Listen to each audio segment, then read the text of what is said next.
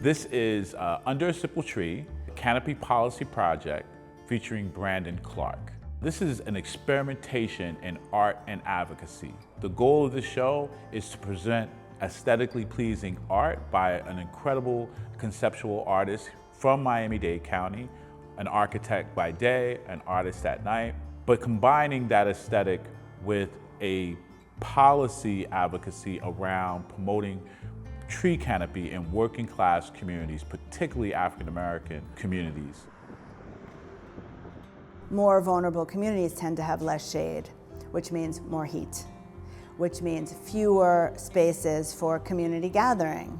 So this show really highlights that injustice and really highlights the inequity when it comes to the ways in which climate impact these communities. I went to Hampton University. Hampton University was founded under a simple tree.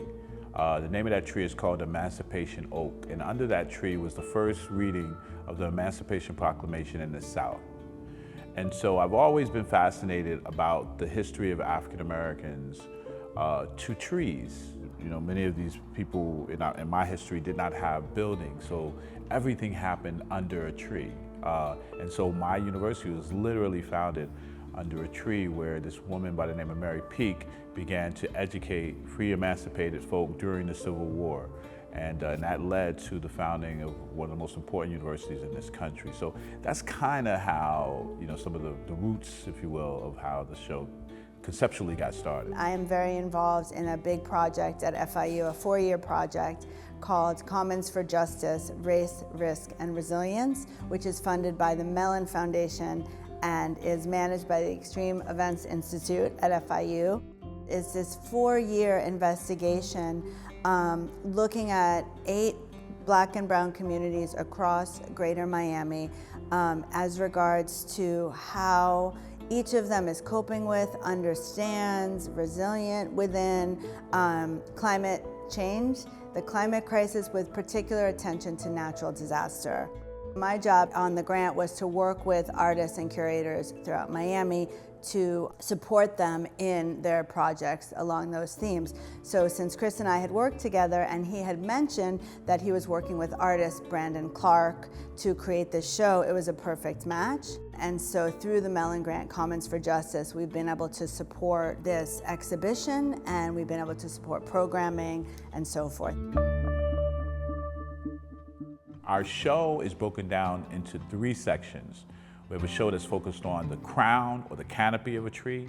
We have a section that's dealing with the roots of a tree. And then we have a section that's dealing with the leaves. And we have installations that reflect all 3 of the parts or the major parts of a tree. This is an installation of 5 pieces called Evergreen 1, 2, 3, 4, and 5. This is Evergreen 1. This is what nature looks like when it's not bothered by humanity or development. Brandon, of course, assembles on the back of canvases because he wants you to get inside of the image and the art. As you go down from Evergreen 1, 2, 3, 4, and 5, you're gonna see less of the moss. And that's a metaphor for what's happening in our community. The second section is called Uprooted. And it's an installation of Dade County pine trees that were uprooted from Hurricane Andrew.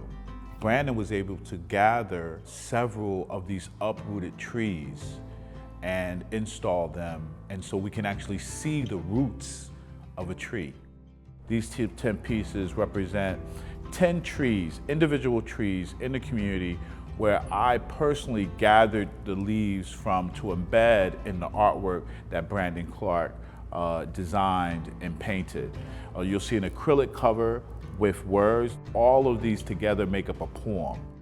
They chose particular trees in particular neighborhoods that play a role. And a lot of that role is partly to create social infrastructure, is to create a gathering place for communities. So when that tree is no longer there, It's not just the heat, although that's of course incredibly important, but it also weighs on the kind of social spaces for communities to gather. So I mean, why should people care? I mean, people should care because I would say it's a human rights issue. If you have a neighborhood with a lot of concrete, especially with all the development going on, fewer trees, I mean, people are hotter and hotter. Maybe they can't afford air conditioning. I mean, you can think about the multitude of scenarios that weigh on these communities and make day-to-day living that much harder. And a lot of that really has to do with these issues of environmental injustice, including the fading and the lessening of tree canopy. I know through my past experience of working in government relations that it's people that moves things, long-standing. And so when people decide they want something, policymakers follow. It's really that simple, especially when it's something that has no partisan value. It's really so intuitive that once you just acknowledge it, we got you. What Chris has done is has planned a series of events that really are meant to be kind of advocacy events. So it's not just you walk in, you're like, oh, I feel sad or I feel mad or how beautiful, but to take that and affect change. Because in the end, I think that's the power of art. That's, you know, that it's not just to look at it on the walls, but art has the potential for people to have individual emotive connections to things and to issues that so deeply affect all of us, and to take that and get the right people in the room and affect change. We have to engage people, create the culture of understanding what tree canopy does to your community, how important it is for your community and your children. And then from there, policy can be advocated. We need to cool off our community. It's very important. From a policy perspective, it's very important, but from a social gathering perspective, I think when we understand that this is important, then it makes it a lot easier to make the policy choices necessary. Because I don't think anybody can argue with the importance of shade.